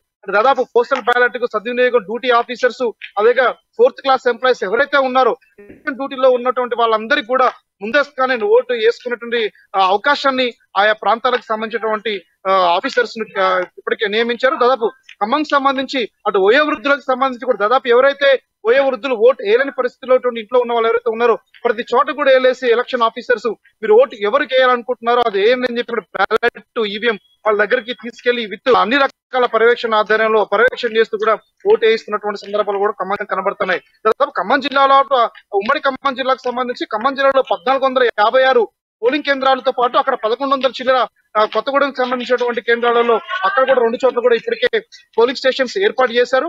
ఈ పోలింగ్ సెంటర్ సంబంధించి కూడా సమస్యాత్మకమైనటువంటి పోలింగ్ కేంద్రాలను కూడా గుర్తించి ఆయా ప్రాంతాల్లో స్పెషల్ ఆఫీసర్స్ ని కేటాయించేసి ఎక్కడైతే డిస్టర్బ్ చేసేటువంటి లొకేటర్స్ ఎవరైతే ఉన్నారో ఎవరైతే వైండోర్ కేసులో ఉన్నటువంటి వాళ్ళు రౌడీ షీటర్స్ ఎక్కడ ఉన్నారో వీళ్ళ పట్ల కూడా ప్రత్యేక పర్యవేక్షణ అనేది కూడా జిల్లా వ్యాప్తంగా ఉమ్మడి ఖమ్మం జిల్లా వ్యాప్తంగా కూడా అటు పోలీస్ అధికారులు కూడా సమాయత్తం కూడా ప్రణాళిక రూపొందిస్తా ఉన్నారు. ఇదే నేపథ్యంలో ప్రధానంగా ఉన్నటువంటి ఏదైతే సమస్యాత్మకమైన ప్రాంతాలతో పాటు ఇంకా ప్రజలకు అవసరమైనటువంటి సౌకర్యాలు ఎటువంటి ఇబ్బందులు కలగకోకుండా ఓటుని వేసే విధంగా చైతన్యం ఇప్పుడే చేశారు. దాదాపు ఖమ్మం జిల్లా వ్యాప్తంగా విద్యార్థులందరికీ కూడా తల్లిదండ్రులకి ఒక పోల్ స్లిప్స్ పంపించేసి అదే నేపథ్యంలో ప్రధానంగా ఉన్నటువంటి ఏదైతే ఓటు ఖచ్చితంగా వేయాలి, ఎందుకు వేయాలనేటువంటి అంశాన్ని అవగాహన కల్పించేందుకు కూడా దాదాపు ఓటింగ్ శాతాన్ని కూడా మరింత సాధ్యమైనంత వరకు పెంచేందుకోసం కూడా జిల్లాలో ఉన్నటువంటి అన్ని రకాల కలెక్టర్ ఆర్ఓలు ఆ రకంగా ప్రయత్నం చేస్తా ఉన్నారు. విద్యార్థుల నుంచి ఆ రకమైన చైతన్యం చేస్తా ఉన్నారు. ఎవరైతే డబ్బులు తీసుకోకుండా ఓట్లేయడం అలవాటు చేయనటువంటి కొత్త కాన్సెప్ట్ తోటి ఈ సంవత్సరం ఈసీ ఆ రకంగా ప్లాన్ చేసింది. అదే దాంతో పాటు ఉమ్మడి ఖమ్మం జిల్లాలో అన్ని చోట్ల కూడా 50% వరకు వెబ్ కెమెరాలు పెట్టాలని చెప్పేసి ఎలక్షన్ కమిషన్ ఆదేశిస్తే కానీ ఉమ్మడి ఖమ్మం జిల్లాలో దాదాపు 99% అన్ని చోట్ల కూడా వెబ్ కెమెరాలు పెట్టి పర్యవేక్షణ చేస్తా ఉన్నారు. వీళ్ళు ఏ రకంగా వచ్చే వాళ్ళు పోయే వాళ్ళందరినీ కూడా 100 మీటర్ల దూరంలో ప్రయత్నం కూడా చేస్తా ఉన్నారు. 144 సెక్షన్ కూడా అన్ని సెంటర్స్ లో నియమించారు. 5 గంటల తర్వాత 5 కంటే ఎక్కువ మంది ఎక్కడైతే ఉంటారో ఉన్నటువంటి అన్ని చోట్ల కూడా తక్షణమే వాళ్ళని కేసులు పెట్టేసి అవసరం అయితే ఇంకో రకం కూడా వాళ్ళు బైండ్ అవుట్ చేయాలని చెప్పేసి కూడా సీరియస్ గా ఇన్స్ట్రక్షన్ జారీ చేసిన నేపథ్యం కనబడతా ఉంది. ఎలక్షన్ కమిషన్ ఇచ్చినటువంటి ఆదేశాలు ఏవైతే ఉన్నాయో అటు ఖమ్మం జిల్లా వ్యాప్తంగా ఇప్పటికే అన్ని రకాలుగా పోలీస్ అధికారులు కూడా సమాయత్తమై అటు ఎలక్షన్ ఆఫీసర్స్ కు సమాయత్తమై రిటర్నింగ్ ఆఫీసర్స్ కు సమాయత్తమై ఆ రకమైనటువంటి చర్యలు చేపడుతూ భద్రతా చర్యలు అంటే ఓటరు ఎటువంటి ప్రలోభాలు లొంగుకోకుండా స్వేచ్ఛగా తన యొక్క ఏ రాజకీయ పార్టీకి మద్దతు తెలియచేయాలనుకుంటున్నాడో ఏ అభ్యర్థి కోటేయాలనుకుంటున్నారో ఆ ఓటుని వినియోగించుకునే విధంగా కూడా చైతన్యవంతం చేస్తున్న నేపథ్యం కూడా కనబడతా ఉంది. అంటే ఖమ్మం జిల్లాకు సంబంధించి ఎప్పుడు లేని విధంగా కూడా పోలింగ్ సరళి కావచ్చు, ఇతర అన్ని రకాల అంశాల్లో కావచ్చు ముందంజలో ఉన్నటువంటి రాజకీయ చైతన్యం జిల్లా ఉన్నటువంటి నేపథ్యంలో ఖమ్మం జిల్లాకు సంబంధించి ఎక్కడైతే ప్రలోభాలు పెడుతున్నటువంటి అంశాలు ఏమైనా సరే దాని ద్వారా సివిజిల్ యాప్ ద్వారా మాకు సమాచారం ఇవ్వాలని చెప్పేసి కూడా డైల్ 1950 అంశాల కంప్లైంట్ నెంబర్ కూడా ఇప్పటికే డిస్ప్లే చేసేసి ఓటర్లందరూ కూడా చైతన్యం ఇచ్చే విధంగా చేస్తా ఉంది. ఎవరైతే డబ్బులు ఇవ్వడంతో పాటు తీసుకున్న ఈ సంవత్సరం కొత్తగా రూల్ తీసుకొచ్చింది ఈసీ అని చెప్పేసి కూడా ఇప్పటికే ఎలక్షన్ ఆఫీసర్ చెప్తా ఉన్నారు. డబ్బులు ఇవ్వటమే కాదు ఓటర్లు ఎవరైనా డబ్బులు తీసుకున్నట్టు సమాచారం అందినా సరే ఇమీడియట్ గా వాళ్ళపై కూడా చర్యలు ఉంటాయని చెప్పేసి అన్నటువంటిది కూడా ఇప్పటికే అనౌన్స్ చేశారు. ఏదేమైనా సరే ఎలక్షన్ సంబంధించి కూడా అధికారులు ఖమ్మం జిల్లా వ్యాప్తంగా అధికారులు కూడా ఛాలెంజ్ గా తీసుకున్నారు. జిల్లాలో ఎటువంటి అవాంఛనీయమైనటువంటి సంఘాలు జరగకపోకుండా ప్రజలందరినీ ప్రజాస్వామ్యబద్ధంగా ఎలక్షన్ లో భాగస్వామ్యం చేసే విధంగా కూడా ఇప్పటికే ప్రచారం నిర్వహించేసి దానికి అవసరమైనటువంటి భద్రతా చర్యలు కూడా ఇప్పటికే చేసిననేది కూడా ఖమ్మం జిల్లాలో స్పష్టంగా చెప్పుకోవచ్చు. ప్రణయ్, ఉమ్మడి నల్గొండ జిల్లాకు వెళ్దాం. శ్రీనివాస్ అందుబాటులో ఉన్నారు. శ్రీనివాస్, ఇప్పుడు ఉన్నటువంటి సిచ్యువేషన్లో నల్గొండ జిల్లాకు సంబంధించినటువంటి ఏర్పాట్లు ఏ విధంగా ఉన్నాయి? ఇక ఉమ్మడి జిల్లా వ్యాప్తంగా ఎన్ని కేంద్రాలను ఏర్పాటు చేశారో అక్కడ ఉన్నటువంటి పరిస్థితులు ఏంది? ఇప్పటికే కొన్ని ఏదైతే సమస్యాత్మకమైనటువంటి ప్రాంతాలకు సంబంధించినటువంటి పూర్తి స్థాయి భద్రతలు కూడా కేంద్ర బలగాలు అందించినట్టుగా తెలుస్తుంది. మరి ఉమ్మడి నల్గొండ జిల్లాకు సంబంధించినటువంటి పరిస్థితులు ఏంటి? ఉమ్మడి నల్గొండ జిల్లాకు సంబంధించి చూసినట్లయితే పూర్తి స్థాయిలో ఇప్పటికే ఎలక్షన్ కమిషనర్ గారి ఆదేశాల మేరకు ఉమ్మడి నల్గొండ జిల్లాలో 12 నియోజకవర్గాల్లో ప్రధానంగా చూసుకున్నట్లయితే ఈ నియోజకవర్గాలు సూర్యాపేట, యాదాద్రి జిల్లా, నల్గొండ ఈ 3 జిల్లాలకు సంబంధించినటువంటి 12 నియోజకవర్గాల్లో ఏదైతే సమస్యాత్మకమైనటువంటి ప్లేసులు ఏదైతే ఉన్నదో యాదాద్రి జిల్లా తీసుకున్నట్లయితే ఆలేరు సంబంధించిన బొమ్మల రామారము, రాజ్పేట సంబంధించినటువంటి మండలాలు ప్రధానమైనటువంటి దృష్టి కేంద్రీకరించారు. అదే సూర్యాపేట జిల్లాకు చూసినట్లయితే తుంగతుర్తిలో ఉన్నటువంటి కొన్ని ఖమ్మం జిల్లాకు అనుకున్నటువంటి కొన్ని ప్రాంతాలు సమస్యాత్మకంగా ఉన్నటువంటి ప్రాంతాలుగా చూసినారు.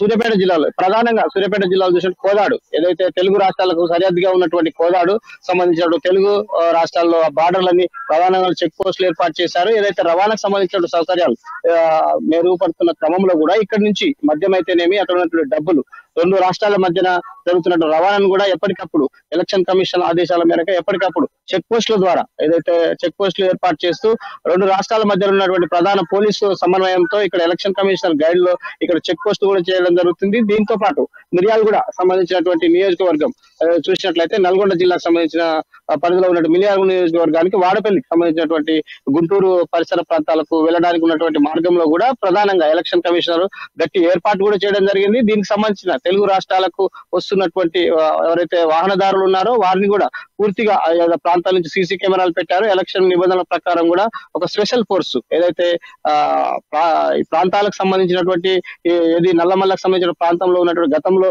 ఏజెన్సీ గానీ ఇక్కడ ఉన్నటువంటి ఒక ప్రాంతంగా గుర్తించినటువంటి వారికి సెపరేట్ బలగాలు ఏదైతే ఫోర్స్ ఏవైతే సెంట్రల్ ఫోర్స్ ఏవైతే ఉన్నాయో జిల్లా పోలీస్ యంత్రాంగం సమన్వయం చేస్తూ ఎలక్షన్ కమిషన్ ఆదేశాల మేరకు ఈ కోదాడికి సంబంధించింది అయితేనే మిర్యాలగూడకు సంబంధించింది సాగర్ మాచర్ల రూట్ లో ఉన్నటువంటి ప్రధాన చెక్ పోస్ట్ తెలుగు రాష్ట్రాల మధ్యలో ఉన్నటువంటి ఈ సాగర్ నియోజకవర్గానికి సంబంధించింది కూడా పూర్తి స్థాయిలో అది ఏజెన్సీ ప్రాంతంగా ఉంటుంది. అక్కడ ఫారెస్ట్ సంబంధించిన వాటర్ ఉన్న పరిస్థితి, అక్కడ ఏదైతే పడవల ద్వారా ప్రాంతాల నుంచి ఇక్కడ వస్తున్నటువంటి వారిని కూడా ఎప్పటికప్పుడు చెక్ చేస్తున్నారు. సంబంధించినటువంటి నావీకి సంబంధించినటువంటి భద్రతా బలగాలు కూడా ఇక్కడ ముందస్తుగానే ఏర్పాటు చేసి ఎప్పటికప్పుడు ఈ ప్రాంతానికి సంబంధించిన నాగర్ సాగర్ నియోజకవర్గానికి సంబంధించినటువంటి ప్రాంతంలో ప్రధానంగా అడవి ప్రాంతం కాబట్టి దీనికి ఎప్పటికప్పుడు చెక్ చేసుకోవడం జరుగుతుంది. తిరిగి చూసినట్లయితే దేవరకొండ ప్రధానంగా చూసినట్లయితే ఏజెన్సీ ప్రాంతం. ఈ ఏజెన్సీ ప్రాంతానికి మహబూబ్ నగర్ నల్గొండకు సంబంధించినటువంటి సరిహద్దులో ఉన్నటువంటి ఈ ప్రాంతంలో కూడా ఉన్నటువంటి పరిస్థితిని చూసుకున్నట్లయితే గత ఓట్ల నమోదు పరిస్థితి అయితేనేమి అక్కడ ఉన్నటువంటి సమస్య పూర్తిగాను వాళ్ళు ఇప్పటికే ఐడెంటిఫై చేశారు. అక్కడ ఉన్నటువంటి ఎవరైతే బైండ్ ఎవరు కేసులు ఉన్నారో అక్కడ ఉన్నటువంటి ఎవరైతే క్రిటికల్ గా ఎవరైతే ఈ ప్రాంతానికి సంబంధించినటువంటి సిచ్యువేషన్స్ ని బాగా పెద్ద ఎత్తున అల్లర్లకు సృష్టించే వారిని ఐడెంటిఫై చేయడం జరిగింది. ఇది ఓవరాల్ గా నల్గొండ జిల్లాను చూసుకున్నట్లయితే ఇక్కడ ఉన్నది చింతపల్లి ఏదైతే మునుగోడు నియోజకవర్గంలో ఉన్న చింతపల్లి నారాయణపురం సంబంధించినటువంటి ప్రాంతాలు ఇవి ఇప్పటికే గతంలో ఉన్నటువంటి రాచకొండ పరిధిలో వచ్చేటటువంటి ఈ నియోజకవర్గం మునుగోడు నియోజకవర్గాన్ని ఇప్పటికే పోలీసులు ఒకసారిగా అక్కడ ఉన్నటువంటి రాచకొండ పరిసర ప్రాంతాల్లో బెటాలియన్ సంబంధించినటువంటి 4 బెటాలియన్స్ ఫోర్స్ ని సెంట్రల్ ఫోర్స్ కూడా అక్కడ తనిఖీ చేయడం జరిగింది. ఈ ప్రాంతానికి సంబంధించిన గిరిజనులకు సంబంధించిన గిరిజనేతరులకు కూడా ఓటు హక్కును వినియోగించుకోవడానికి కేంద్ర ప్రభుత్వ బలగాలు పూర్తి స్థాయిలో ఉన్నటువంటి ఎలక్షన్ ఆఫీసర్స్ ఇప్పటికే ఆ ఏజెన్సీలో ఉన్నటువంటి ఏదైతే ప్రాంతంలో ఉన్న వృద్ధులకైతేనేమి వికలాంగులకు ప్రత్యేకమైనటువంటి వాహనాలు కూడా ఏర్పాటు చేశారు. ఈ ప్రాంతానికి సంబంధించినటువంటి వారు ఓటు హక్కును వినియోగించుకోవడానికి కూడా సకల సౌకర్యాలు చెప్తూ వారికి అవేర్నెస్ కూడా ఇవ్వడం కూడా జరిగింది. ఇది ఓవరాల్ నల్గొండ జిల్లాకు సంబంధించినటువంటి పరిస్థితి. ఓటర్ల శాతాన్ని చూసుకున్నట్లయితే 12 నియోజకవర్గాలు గతంలో పోల్చుకున్నట్లయితే ఈ 12 నియోజకవర్గాలు ఇప్పటికీ వివిధ ప్రాంతాల్లో చూసినట్లయితే మెజార్టీగా 0.5% యువత ఓటు పెరిగిందని చెప్పవచ్చు. ఓవరాల్ ఓట్ల శాతాన్ని చూసిన యువతనే ప్రాధాన్యంగా ఇక్కడ ఓటు వినియోగించుకున్నారు. గతంలో కొంతమంది వినియోగించలేకపోయారు. ఈ దానికి సంబంధించి జిల్లా కలెక్టర్ సమన్వయం ఉన్నటువంటి ఎలక్షన్ మేరకు పూర్తి స్థాయిలో వాళ్ళకి సమన్వయం చేశారు. అక్కడ ఉన్న నోడల్ ఆఫీసర్స్ అయితేనేమి ఇక్కడ ఉన్నటువంటి పూర్తి స్థాయి అధికారులు ఎప్పటికప్పుడు ఏదైతే ఈ సమన్వయం చేస్తూ డిపార్ట్మెంట్ వైజ్ గా ఏదైతే అంగన్వాడీస్ ఉన్నారో ఇంకా సంబంధించినటువంటి యువజన సర్వీస్ అధికారులతో పూర్తి స్థాయిలోని ఓటు హక్కు వినియోగించుకోవడానికి కేంద్ర ప్రభుత్వం స్పష్టంగా ఓటు యొక్క విలువని చెబుతూ యువతకు కూడా ట్రైనింగ్ ఇవ్వడం జరిగింది. ఇది ఉమ్మడి జిల్లాలో ఉన్నటువంటి పరిస్థితి. ఈ 12 నియోజకవర్గాల్లోని పూర్తి స్థాయిలో గతంలో పోలిస్తే ఇప్పుడు ఓట్ల పర్సెంటేజ్ పెరగడానికి 95% 100% పెరగడానికి కూడా అధికారులు ఒక టెక్నికల్ గా ఒక వ్యాప్ ను కూడా చేశారు. ఎవరైతే ఓట్లు సంబంధించిన లిస్ట్ లో తమ పేరు ఉన్నది కానీ బూత్ తెలవకపోవడంతో ఇబ్బంది పడ్డటువంటి పరిస్థితి.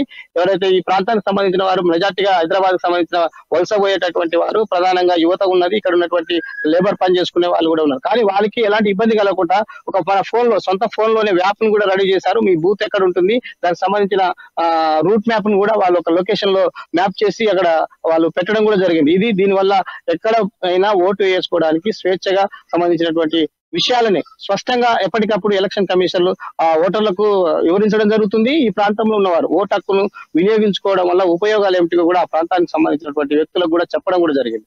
ఇది ఉమ్మడి నల్గొండ జిల్లాలో ఉన్నటువంటి 12 నియోజకవర్గాల్లో ఉన్నటువంటి పరిస్థితి. ఇక ఓటర్లు గతంలో పోలిస్తే గతంలో కొంతమంది మహిళలకు సంబంధించిన ఓటర్లు కూడా కొంతమంది వెసులుబాటు లేక కొంతమంది ఓట్లు వినియోగించుకోలేదు. ఈసారి అలాంటి విధానం కాకుండా మహిళా సంఘాలు ఎక్కడైతే ఉన్నాయో మహిళా సంఘాల ద్వారా అవేర్నెస్ చేస్తూ ప్రతి ఒక్క మహిళ తమ యొక్క ఓటు హక్కును వినియోగించుకోవాలి.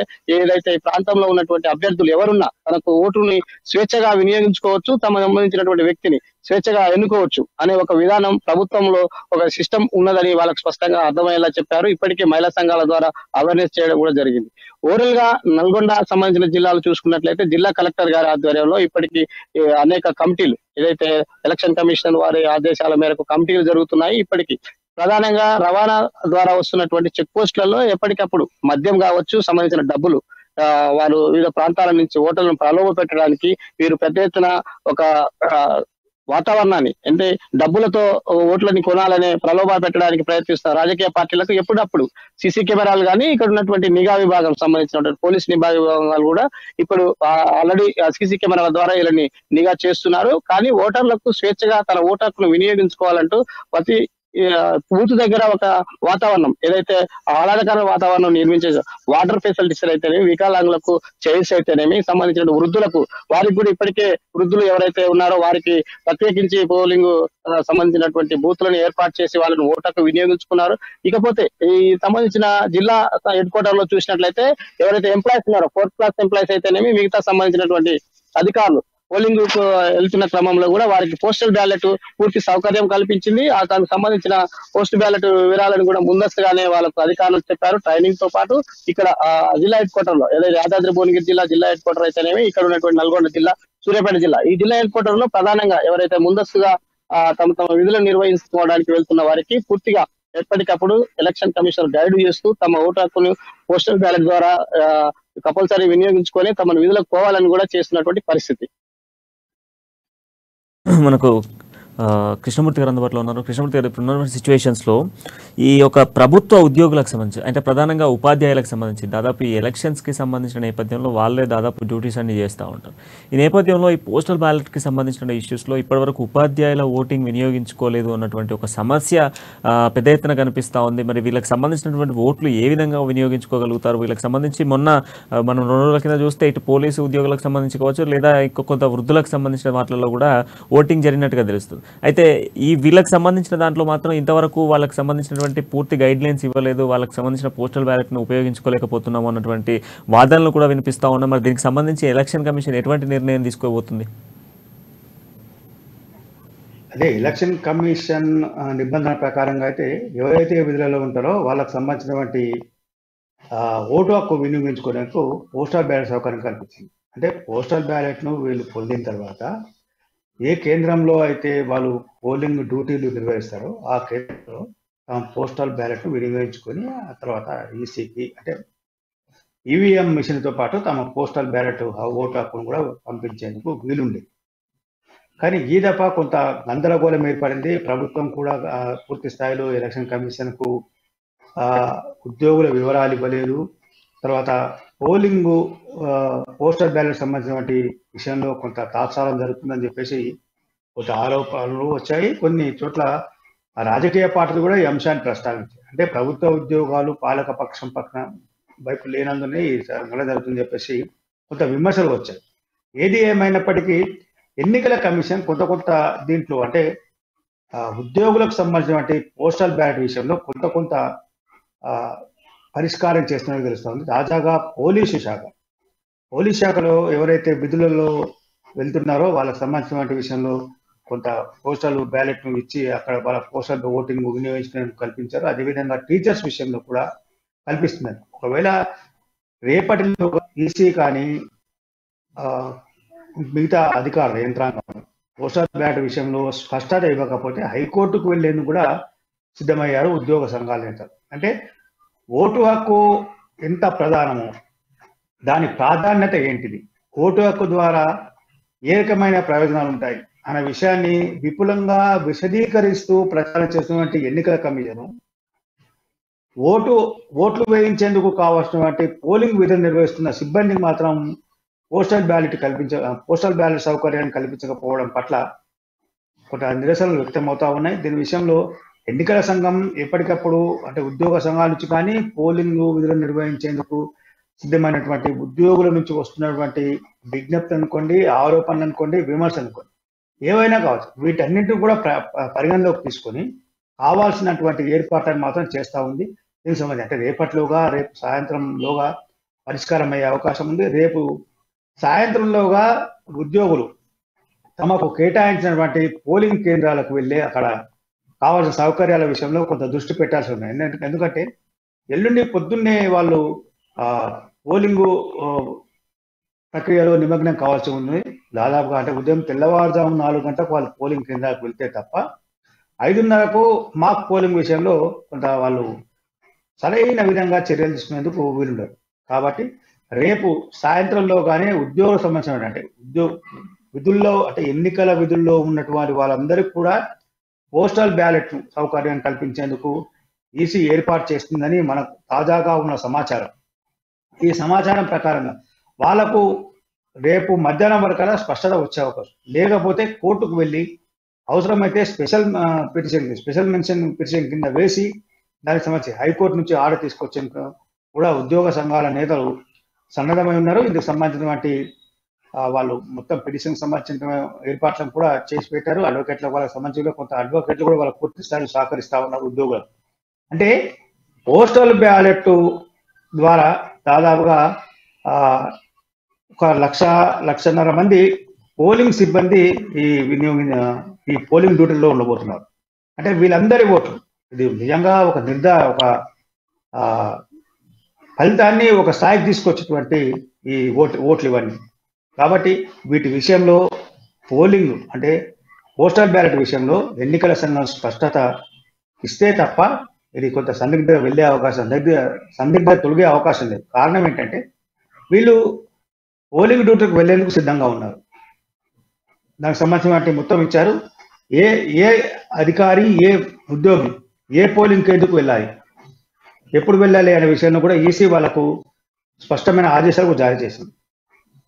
ఇప్పటికే వాళ్ళకు పోలింగ్ నిర్వహణ, ఈవీఎంల మెయింటెనెన్స్, ఈవీఎంలు ఒకవేళ టెక్నికల్గా ఇబ్బంది వస్తే ఎవరిని సంప్రదించాలి, అక్కడ అంటే కొన్ని చోట్ల కొంత ఒక నియోజకవర్గానికి 3-4 ఈవీఎం సంబంధించిన టెక్నీషియన్ కూడా ఎన్నికల సంఘం ఏర్పాటు చేసింది. దానికి సంబంధించిన అంటే వాళ్ళు ఎవరెవరు ఎక్కడెక్కడ ఉంటారు, ఎప్పుడు వస్తారు, వాళ్ళకి సంబంధించిన ఫోన్ నెంబర్గా మిగతా కూడా వీళ్ళకి శిక్షణ ఇచ్చారు. అంటే పూర్తి స్థాయిలో వీళ్ళకు ఓటింగ్ వ్యవస్థ మీద అవగాహన కల్పించారు. అవగాహన కల్పించిన నేపథ్యంలో వీళ్ళకి అప్పుడే పోస్టల్ బ్యాలెట్ ఓటుకు సంబంధించిన అంశాన్ని కూడా స్పష్టంగా ఇస్తే కొంత బాగుండేది. కానీ సమాచార లోపమా, ఎన్నికల సంఘం ఇవ్వలేదన్న లోపమా, లేకపోతే ఎక్కడన్నా అధికారి కొంత నిర్లక్ష్యంగా వహించారు. ఎవరైనా ఏ ఒక్క పై స్థాయిలో ఉన్నటువంటి ఏ ఒక్క అధికారి కొంత ఈ పోస్టల్ బ్యాలెట్ విషయం కొంత నిర్లక్ష్యం వహించినా పూర్తి స్థాయిలో గందరగోళంగా ఏర్పడే అవకాశం ఉంది. కాబట్టి ఎన్నికల సంఘం ఇవ్వలేదా, అధికారి అందాల్సిన సమాచారం అందలేదా, అధికారి కింది స్థాయిలకు ఇవ్వాల్సినటువంటి సమాచారం ఇవ్వలేదా, దీన్ని మొత్తం మీద ఏదేమైనప్పటికీ కొంత గందరగోళ పరిస్థితి అయితే పోస్టల్ బ్యాలెట్ విషయంలో ఉంది. పోస్టల్ బ్యాలెట్ రేపు సాయంత్రం వరకు కొంత స్పష్టత వస్తే వాళ్ళందరూ పోలింగ్ కేంద్రాల్లో విధులు నిర్వహించే సిబ్బంది అందరూ కూడా పోస్టల్ బ్యాలెట్ నిర్వహించడం వీలవుతుంది. ఇప్పటికైతే ఒక పోలీస్ శాఖకు పూర్తి స్థాయిలో అవకాశం ఇచ్చారు.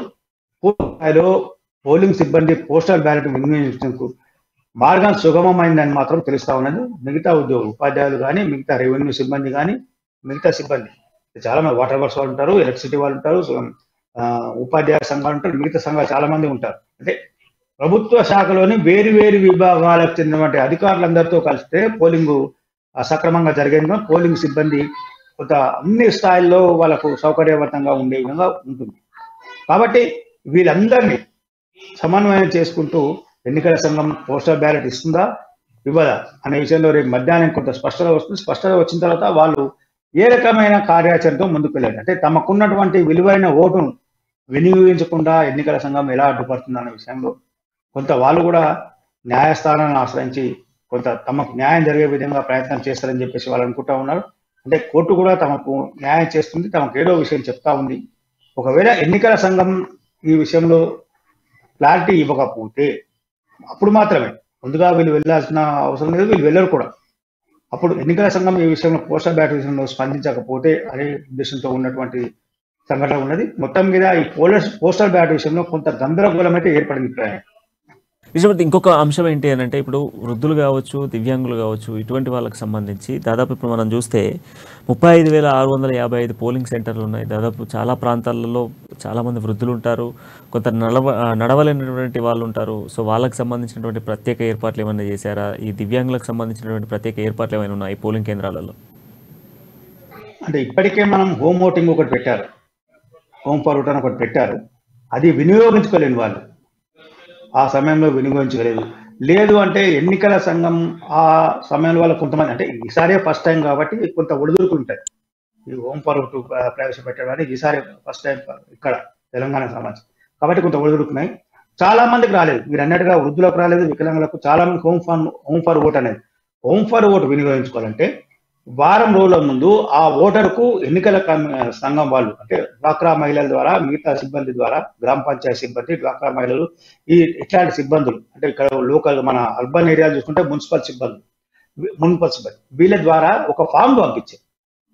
ఆ ఫామ్ను వాళ్ళు నింపి సంబంధిత ఆ ఎవరైతే వస్తారో వాళ్ళతోటి నింపి అక్కడ పంపిస్తే వాళ్ళు ఎన్నికల అంటే ఆ యొక్క నియోజకవర్గంలో ఉన్నటువంటి ఎన్నికల సిబ్బంది ఆ పోలింగ్ కేంద్రంలో ఉన్నటువంటి ఎన్నికల సిబ్బంది ఒక ఈవీఎం ద్వారా ఇచ్చి వాళ్ళ ఇంటికి పంపించారు. అది సంబంధించిన అంటే ఇక్కడ కూడా ఎటువంటి ప్రలోభాలు ఇది కాకుండా రాజకీయ పార్టీ ఎవరు రాకుండా ఎన్నికల అధికారితో పాటు పోలీసులు ఒకరిద్దరు పోలీసులు మిగతా అధికారులు కూడా ఉంటారు. ఆ సమయంలో కుటుంబ సభ్యులు కూడా వారు ఓటు బటన్ నొక్కేటప్పుడు దగ్గర ఉండకుండా వాళ్ళు సకల జాగ్రత్తలు తీసుకున్నారు. దాంట్లో ఎటువంటి అనుమానం లేదు. కానీ ఇంకో చాలా మందికి రాలేదు. ఒక 10% మాత్రమే వచ్చినట్టుగా ఉంది. మిగతా 90% మంది రాలేదు. మీరంటే వికలాంగుల వృద్ధులు వాళ్ళకి సంబంధించి పోలింగ్ కేంద్రాల్లో ర్యాంపులు ఏర్పాటు చేశారు. అదేవిధంగా వాళ్ళకి సంబంధించిన వీల్ చైర్స్ వాళ్ళని తీసుకెళ్ళడానికి అక్కడక్కడ సిబ్బందిని కూడా ఉంచారు. అంటే ఎవరైతే తోడుగా వెళ్తారో వృద్ధులకు కానీ వికలాంగ తోడుగా వెళ్తారో వాళ్ళకు కూడా ఇబ్బంది కలగకుండా పోలింగ్ కేంద్రం గేట్ దగ్గరికి వెళ్ళగానే అక్కడ వీల్ చైర్ ఉంటుంది. అక్కడ పోలీస్ అధికారులు అవసరం అనుకుంటే మనం చెప్తే ఆ వీల్ చైర్ తీసుకొస్తారు. వీల్ చైర్లో కూర్చోబెట్టి వాళ్ళు తీసుకెళ్తారు పోలింగ్ కేంద్రంలోకి. ఏ పోలింగ్ కేంద్రం అని వాళ్ళే చూస్తారు. అంటే ఒక్కొక్క దగ్గర 1-2 ఉన్నాయి, ఒక్కొక్క దగ్గర 10-12 కూడా ఉంటాయి. పెద్ద కాంపౌండ్ ఉందనుకోండి, అట్లా 10-12 కూడా పోలింగ్ కేంద్రం. కాబట్టి వాళ్ళ స్లిప్ చూసి ఏ పోలింగ్ కేంద్రం నెంబర్ అయితే చూసి అక్కడ తీసుకెళ్లి సదరు వ్యక్తికి ఆ స్లిప్ ఇచ్చి అతనికి శ్రీరామార్గం పెట్టించిన తర్వాత తీసుకెళ్లి బటన్ అంటే వాళ్ళు అక్కడికి మళ్ళీ పోలింగ్ బూత్లోకి వాళ్ళు వెళ్ళకుండా అప్పుడు ఎవరైతే పోలింగ్ కేంద్రం దగ్గరికి పోలింగ్ కేంద్రంతో ఆ వృద్ధులు కానీ వికలాంగులు కానీ తోడుగా వస్తారో వాళ్ళకి తీసుకుపోయి వాళ్ళ సమక్షంలో వాళ్ళు వేసే విధంగా చేస్తారు. అంటే లాస్ట్ టైం ఏం చేశారంటే ఎవరు వెళ్ళకూడదు. ఎవరైతే ఓటర్ ఉన్నాడో ఆ ఓటర్ మాత్రమే వెళ్ళాలి. వికలాంగులు కానీ వృద్ధులు కానీ వాళ్ళే పోయేసారు. ఈసారి కొంత వెసులుబాటు కల్పించినట్టుగా మనకు స్పష్టమవుతా ఉన్నది. వెసులుబాటు అంటే అది కూడా అభ్యర్థి ఏం చెప్పకూడదు, ఓన్లీ పట్టుకొని పోయి వేసుకోవాలి. కానీ నువ్వేదేని ఎక్కడ కూడా చెప్పాల్సిన అవసరం ఉండదు. ఎవరి ఇష్టం ఉంటే ఏ బటన్ ఉంటే వాళ్ళు ఆ బటన్ నొక్కి రావచ్చు. అది ఏర్పాటు చేసినటువంటి. అయితే పోలింగ్ కేంద్రాల్లో చాలా మట్టుకు ర్యాంపులు ఏర్పాటు చేశారు. వృద్ధులకు సంబంధించినటువంటి వీల్ చైర్స్ ఇచ్చారు. అవసరమైతే వాళ్ళకు రవాణా సౌకర్యం లేదు అనుకుంటే పోలింగ్ కేంద్రం దగ్గరికి వెళ్ళి ఆ పోలింగ్ ఆఫీసర్ ఉన్నటువంటి విధుల్లో ఉన్నటువంటి పోలీస్ ఆఫీసర్ కానీ పోలింగ్ ఆఫీసర్ కానీ పలానా చోట పలానా ఇంట్లో పలానా వాళ్ళు ఉన్నారు, మాకు ఎటువంటి రావడానికి అంటే పోలింగ్ కేంద్రం రావడానికి మాకు ఎటువంటి అంటే రిక్షా కానీ ఆటో కానీ ఏ సౌకర్యం లేవు, మా వాళ్ళు రావచ్చి ఓటేయాలనుకుంటున్నారు. మరి ఎలా అంటే వాళ్ళు ఇంటికి వెహికల్ పంపించే సౌకర్యాన్ని కూడా ఈసారి కొత్తగా ఎన్నికల సంఘం ఏర్పాటు చేసింది. దానికి సంబంధించి ఒక్కో పోలింగ్ కేంద్రం దగ్గర 1-2 వెహికల్స్ అందుబాటులో. ఇప్పుడు 2 వీలర్ మీద వస్తా అంటే 2 వీలర్ మీద సాధారణంగా కొంతమంది వికలాంగులు 2 వీలర్ రాగల, మిగతా వాళ్ళు వృద్ధులు అయితే వాళ్ళకు 2 వీలర్ కూడా ఇబ్బందికరంగానే ఉంటుంది. ఆటోనో లేదంటే కారు అట్లాంటివి కావాల్సిన అవసరం ఉంటుంది. కాబట్టి అవి కూడా వాళ్ళు ఏర్పాటు చేశారు. దీనికి సంబంధించినటువంటి ప్రత్యేకమైనటువంటి అనౌన్స్మెంట్ కూడా అంటే ఎన్నికల సంఘం విస్తృతంగా ప్రచారం కూడా చేసింది. ఈ రకమైన సౌకర్యాలు ఉన్నాయి. వృద్ధులు కానీ వికలాంగులు కానీ కొంత దాన్ని ఏమంటారు దీర్ఘకాలిక వ్యాధులతో గురై బెడ్ రెస్ట్ లో ఉన్న వాళ్ళు కానీ మిగతా వాళ్ళు ఎవరైనా ఓటు హక్కును వినియోగించుకోవచ్చు. ఖచ్చితంగా వినియోగించుకోండి, మీరు రండి, మీకు కావాల్సిన సౌకర్యాలను ఎన్నికల సంఘం ఏర్పాటు చేసింది అని చెప్పేసి ప్రచారం చేస్తారు. కాబట్టి వీల్ చైర్లో వెళ్తే అక్కడ వాళ్ళు తీసుకెళ్తారు, లేదు అంటే వాళ్ళు ఇంటికి వచ్చి తీసుకెళ్తారు. కానీ మేము ఇంటికి ఈవీఎం తీసుకుపోతాం, ఇంటికి రావాలి అంటే ఇప్పటికిప్పుడు కుదిరే పరిస్థితిలో ఉండదు. ఈవీఎం ఇంటికి వచ్చే పరిస్థితి లేదు. ముందుగా దానికి అప్లికేషన్ పెట్టాలి. దానికి ఒక ప్రాసెస్, ఎన్నికల సంఘం కొన్ని నిబంధనలతో కొంత ప్రాసెస్ ఇస్తే ఆ ప్రాసెస్ ప్రకారం చేస్తే వాళ్ళకి వచ్చింది. వాళ్ళు కొంతమంది వినియోగించుకున్నారు ఓటు, వృద్ధులు వికలాంగులు మిగతా వాళ్ళు డిజాస్టర్స్ అందరూ కూడా వినియోగించుకున్నారు. కాబట్టి ఈ సమయంలో కొంత పోలీస్ సిబ్బందికి కూడా ఓటర్లు సహకరించాల్సిన అవసరం ఉంటుంది. వాళ్ళకు కొంత అంటే అక్కడ పోయినప్పుడు కొంత జాప్యం జరిగే అవకాశం ఉంటుంది. ఒకరిద్దరు ఒకేసారి 4 వికలాంగులు 4 వృద్ధులు వచ్చిందనుకో, అక్కడ ఉన్న 2-3 సిబ్బంది వాళ్ళు తీసుకొచ్చు కొంత ఓపిక పట్టి చేసుకుంటే కొంత బాగుంటుంది. ఖచ్చితంగా ఈసారి ఓటింగ్ పర్సెంటేజ్ పెరిగేందుకు ఎన్నికల సంఘం ఎన్ని రకాలుగా వీలైతే అన్ని రకాలుగా తీసుకున్నది. ఖచ్చితంగా 100 మీటర్లు పోలింగ్ కేంద్రానికి 100 మీటర్ల దూరంలో ఎవరు రాకుండా అంటే రాజకీయ పార్టీలే కానీ ఇంత ఎవరు రాకుండా, కొంత గ్రామాలలో అయితే అక్కడక్కడ కొంతమంది గ్రామస్తులు పోలింగ్ కేంద్రాల దగ్గరికి వచ్చే విధంగా వాళ్ళు ఉత్సాహం ఉంటుంది. వాళ్ళు చేసేది ఏమన్నా ఉత్సాహంగా కొంత ఉత్సాహం చూస్తారు, ఏమవుతుంది అట్లాంటి వాళ్ళకు కూడా సరైన విధంగా అవగాహన కల్పించేందుకు పోలింగ్ కేంద్రాల వద్ద కూడా ఎక్కడికక్కడ నోటీస్ బోర్డులు వాటి మీద ఫ్లెక్సీలు తర్వాత చిన్న చిన్న పాంప్లెట్లు కట్టి అక్కడ పెట్టారు. తర్వాత ఎల్లుండి ఆ 100 మీటర్ల దూరంలో కొంత సున్నంతో కొంత మార్కింగ్ చేసి లైన్ సిస్టమ్ ఏర్పాటు చేసి దీన్ని దాటి రాకూడదు అని చెప్పే విధంగా కూడా కొంత ఏర్పాటు చేస్తున్నారు. దానికి సంబంధించి అంటే గ్రామ పంచాయతీ సిబ్బంది కానీ లోకల్ బాడీ సిబ్బందితో, లోకల్ బాడీలో పనిచేసేటువంటి సిబ్బందితోటి పోలింగ్ అధికారులు కొంత విస్తృతమైన ఏర్పాట్లు అయితే చేస్తూ ఉన్నారు. అంటే ఎటువంటి పోలింగ్ సందర్భంగా ఎటువంటి అలజడులు కానీ ఎటువంటి ఘర్షణ కానీ చోటు చేయకుండా చూస్తూ ఉన్నారు. దీనికి సంబంధించి ప్రధానంగా అధికారులు పోలీస్ శాఖ అయితే పోలింగ్ కేంద్రాలను 3 రకాలుగా విభజించారు. ఒకటి సాధారణ పోలీసును, కొంత సమస్యలను, అత్యంత క్లిష్టమైన పోలింగ్ కేంద్రాలు 3 రకాలుగా విభజించారు. దానికి సంబంధించిన అంటే 3 అంచెలు, 1 అంచె, 2 అంచెలు, 3 అంచెలు, 4 అంచెలు, 5 అంచెల భద్రత కూడా ఏర్పాటు చేశారు. అక్కడ అంటే నక్సల్స్ ప్రభావిత జిల్లాలు కానీ నక్సల్స్ ప్రభావం ఎక్కువ ఉంటుంది. ఇప్పుడు ఈరోజు నిన్నటి నుంచి వస్తున్న వాళ్ళంటే కొంతమంది మావోయిస్టులు పోలింగ్ను జరగకుండా అడ్డుకునేందుకు మావోయిస్టు ప్రత్యేక దళాలు రంగంలో దిగాయి. అట్లాంటి ఏరియాలు అంటే ములుగు కానీ ఖమ్మం కానీ ఇట్లాంటి భద్రాచలం ఇట్లాంటి జిల్లాలో కొంత అక్కడక్కడ ఘర్షణలు గొడవలు జరగకుండా కూడా పోలీసులు తీసుకుంటాం. పారామిలిటరీ దళాలను ఇప్పటికే ఆయా ప్రాంతాల్లో మోహరింపజేశారు. శివార్లు అంటే సరిహద్దు, రాష్ట్ర సరిహద్దులు ఛత్తీస్గఢ్ నుంచి వచ్చేటువంటి రహదారులు కానీ మిగతా ప్రాంతాల్లో ఇప్పటికే ఫ్రిస్కింగ్ కానీ వాటికి సంబంధించిన భద్రతా సిబ్బంది భారీ ఎత్తున చేస్తా ఉన్నారు. ఎలాంటి చిన్న సంఘటన జరగకుండా చర్యలు తీసుకోవాలని చెప్పేసి ఎన్నికల సంఘం ఇచ్చినటువంటి ఆదేశాలను రాష్ట్ర అధికారులు పూర్తి స్థాయిలో పాటిస్తూ దానికి సంబంధించిన ఏర్పాట్లే చేస్తా ఉన్నారు. కానీ థ్యాంక్ యూ కృష్ణమూర్తి గారు. రైట్, మొత్తం ఒకసారి మనం జోషి దగ్గరికి వెళ్దాం. జోషి, ఇప్పుడున్న సిచ్యువేషన్లో గతంలో మనం చూసుకుంటే కొన్ని ఈవీఎం మిషన్లకు సంబంధించినటువంటి సమస్య 2018లో మనకు ఏర్పడింది. అయితే ప్రధానంగా ఈసారి ఆ సమస్య ఏర్పడకుండా ఎటువంటి జాగ్రత్తలు చేపట్టబోతా ఉన్నారు అధికారులు? గతంలో చాలా నియోజకవర్గాలలో ఒకవైపు పోలింగ్ జరుగుతూ ఉంటే కూడా ఈవీఎం మిషన్లు పనిచేయకపోవడంతో కొంత అప్పటికప్పుడు మళ్ళీ తాత్కాలిక ఏర్పాట్లు చేయడము, దాంతో పాటుగా మళ్ళీ కొన్ని కేంద్రాల్లో ఓటింగ్ అయిపోయిన తర్వాత మళ్ళీ కేంద్రం నుంచి తీసుకురావడం, ఇటువంటి చర్యలు చేపట్టారు. బట్ ఈసారి అలాంటి సమస్య రాకుండా ఏమైనా చర్యలు చేపట్టారు? రైట్ ప్రణయ్, ఆదిలాబాద్ జిల్లాలో అంటే ఉమ్మడి జిల్లా వ్యాప్తంగా కూడా ఉన్నటువంటి 10 నియోజకవర్గాల్లో గతంలో మీరు అన్నట్లుగా కొన్ని చోట్ల ఈవీఎంలు మొరాయించడము, అలాగే కొన్ని సాంకేతిక కారణాల వల్ల కొంత సమస్య ఏర్పడినటువంటి మాట విషయమే. అయితే ఈ మారు గత అనుభవాన్ని దృష్టిలో పెట్టుకున్నటువంటి ఎన్నికలకు సంబంధించినటువంటి యంత్రాంగము అవి మళ్ళీ రిపీట్ కాకుండా ఉండేందుకు అవసరమైనటువంటి స్థాయిలో చర్యలు తీసుకున్నాము అనేటటువంటి విషయాన్ని మాత్రం స్పష్టంగా పేర్కొనడం జరిగింది. ఆ మేరకు చర్యలు కూడా చేపట్టడం జరిగింది. అంటే వాస్తవంగా సాంకేతిక సమస్య అనేటటువంటిది ఎప్పుడు తలెత్తుతుంది అనేటటువంటిది పూర్తిగా అధికారులు కూడా పసిగట్టలేనటువంటి విషయమే అయినప్పటికీ కూడా ఏదైనా ఒక చోట ఈవీఎం కనుక మొరాయించినట్లయితే తక్షణమే దాన్ని మళ్ళీ వేరే ఈవీఎంని ఉపయోగించడమా, లేకపోతే ప్రత్యామ్నాయంగా ఏ చర్యలు తీసుకోవాల్సి ఉంటుంది, ఏ చర్యలు తీసుకునేటటువంటి వెసులుబాటు ఉంటుంది అనేటటువంటి దిశలో పూర్తిగా దీనిపైన సమాయత్తమైనట్లుగానైతే మనకు సమాచారం ఉంది. ఈ విషయంలో పూర్తిగా అధికారుల నుండి స్పష్టమైనటువంటి ప్రకటన కూడా వెలువడడం జరిగింది. ఇప్పుడు ప్రస్తుతము ఈవీఎంలన్నీ కూడా అంటే భద్రపరిచి ఉన్నటువంటి పరిస్థితి. అయితే గతంలో చెల్లని ఓట్లు ఉండేటటువంటి పరిస్థితి ఉండేది, కానీ ఇప్పుడు ఈవీఎంలు వచ్చిన తర్వాత దాదాపుగా ఆ యొక్క పరిస్థితి లేనటువంటి నేపథ్యము. అయితే ఇప్పుడున్నటువంటి పరిస్థితుల్లో కూడా ఎక్కడైనా సాంకేతిక సమస్యలు ఒకచోట తలెత్తినట్లయితే దానికి సంబంధించి కొన్ని సందర్భాల్లో ఆయా పార్టీలు అంటే తమకు అవకాశాలు లేనటువంటి సందర్భం కావచ్చు, లేదంటే ఆందోళన రూపంలో కావచ్చు, వాటిపైన విమర్శలు చేయడం అనేటటువంటిది సాధారణమైనటువంటి విషయం. అయితే సాధ్యమైనంత మేర ఇటువంటి ఆరోపణలు, విమర్శలు ఏవి తలెత్తకుండా ఉండటంతో పాటుగా సాంకేతికంగా ఎటువంటి సమస్యలు తలెత్తకపోవడం, ఒకవేళ తలెత్తినట్లయితే ప్రత్యామ్నాయంగా చేపట్టేటటువంటి చర్యలకు సంబంధించి మాత్రం పూర్తి స్థాయిలో ఇటు 4 జిల్లాలు ఆదిలాబాదు, నిర్మలు, మంచిర్యాల, ఆసిఫాబాద్ జిల్లాల్లో పూర్తి స్థాయిలో అధికార యంత్రాంగం అంటే ఆ ఎన్నికలకు సంబంధించినటువంటి యంత్రాంగం పూర్తి స్థాయిలో సమాయత్తంగా ఉన్నట్లుగా అయితే తెలుస్తుంది.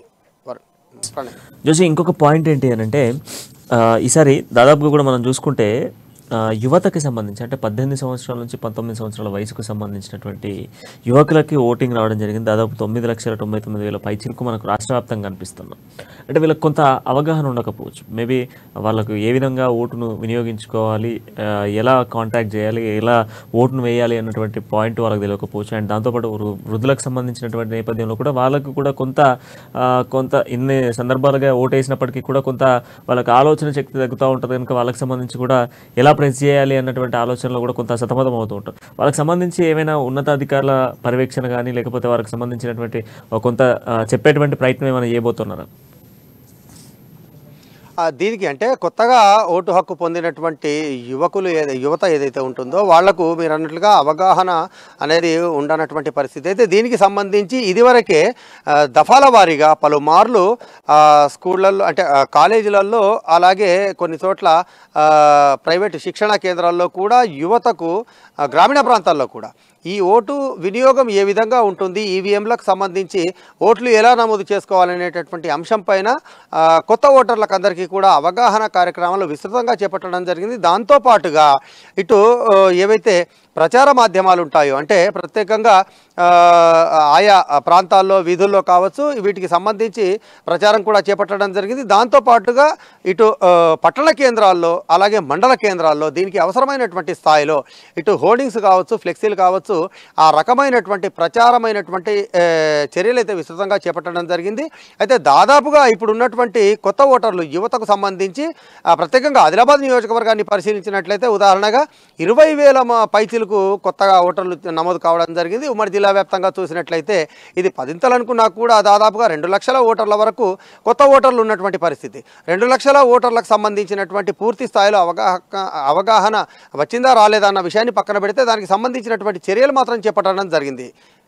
ప్రణయ్ రైట్. తెలంగాణ అసెంబ్లీ ఎన్నికలకు సంబంధించి మొత్తం పూర్తి స్థాయిలో సర్వం సిద్ధమైపోయిందని చెప్పుకోవాలి. రాష్ట్ర వ్యాప్తంగా అన్ని పోలింగ్ కేంద్రాలలో పూర్తి స్థాయి భద్రతను కూడా ఏర్పాటు చేశారు. కేంద్ర బలగాలను కూడా ఇక్కడికి మోహరించడం జరిగింది. దాదాపుగా కూడా 35,655 కేంద్రాలకు సంబంధించి మొత్తం పూర్తి స్థాయిలో కూడా పోలింగ్ కేంద్రాలను ఏర్పాటు చేయడం జరిగింది. దాంట్లో ప్రధానంగా ఈవీఎం మిషన్లకు సంబంధించి కావచ్చు, నూతన ఓటర్లకు సంబంధించి కావచ్చు, వృద్ధులకు సంబంధించినటువంటి కావచ్చు అండ్ దివ్యాంగులకు సంబంధించిన నేపథ్యంలో కూడా పూర్తి స్థాయిలో బాధ్యతలు కూడా చేపట్టడం జరిగింది. వాళ్ళకి సంబంధించిన ఓటును వినియోగించుకునే విధంగా అన్ని సౌకర్యాలను కల్పించడం జరిగింది.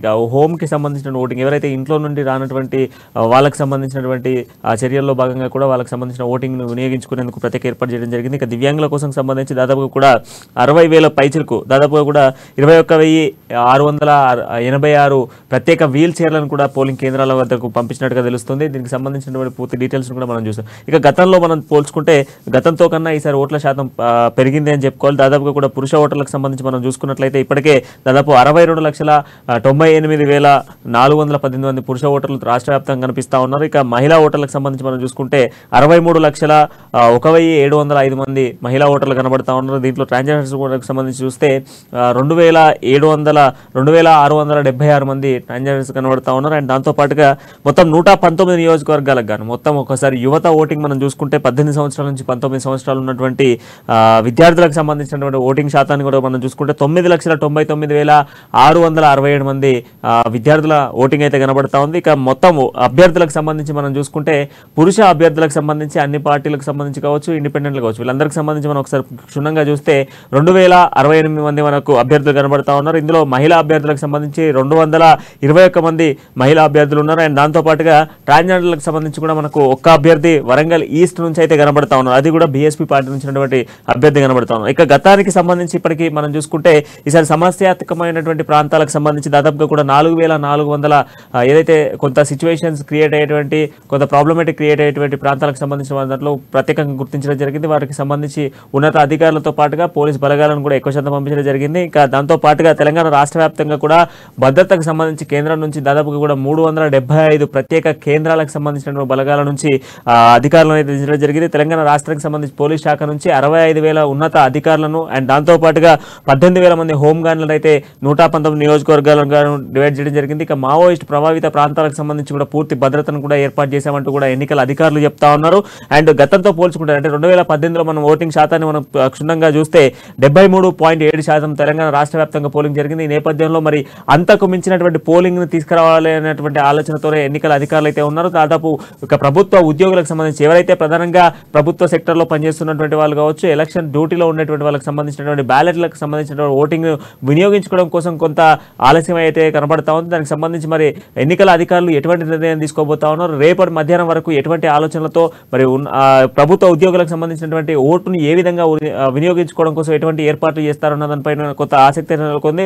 ఉద్యోగులు మాత్రం కొంత తమ అభ్యర్థులకు సంబంధించి ఎవరికైతే ఓటు వేయాలనుకుంటున్నారో అభ్యర్థులకు సంబంధించి ఓటు వినియోగించుకోవడం కోసం ఖచ్చితంగా కూడా ఎన్నికల అధికారులు సరైనటువంటి మార్గాన్ని సూచించాలంటూ కూడా అధికారులు చెప్తున్నటువంటి సిచ్యువేషన్స్ కనబడుతున్నాయి. సో మొత్తానికి ప్రచారాలు ప్రచారాలు ముగిశాయి. మరి దాదాపుగా కూడా 24 గంటల్లో పోలింగ్ కు సిద్ధంగా పోతా ఉన్నారు. ఈ నేపథ్యంలో మరి పూర్తి స్థాయిలో కూడా 144 సెక్షన్ ని అమలు చేసి ఎక్కడికక్కడ కూడా భద్రతా ఏర్పాట్లతో ఎన్నికలు ప్రశాంత వాతావరణంలో క్రియేట్ చేసిన కోసం, ప్రశాంత వాతావరణంలో ఎన్నికలు జరిగేందుకోసం పూర్తి స్థాయిలో ఏర్పాటైతే సిచ్యువేషన్స్ కనబడతా ఉన్నాయి. ఇది ఈ రోజు డిబేట్ పాయింట్. మరో డిబేట్ పాయింట్ తో మళ్ళీ కలుద్దాం. అంటే నేను చూస్తున్నాను జనం కోసం నిజం కోసం.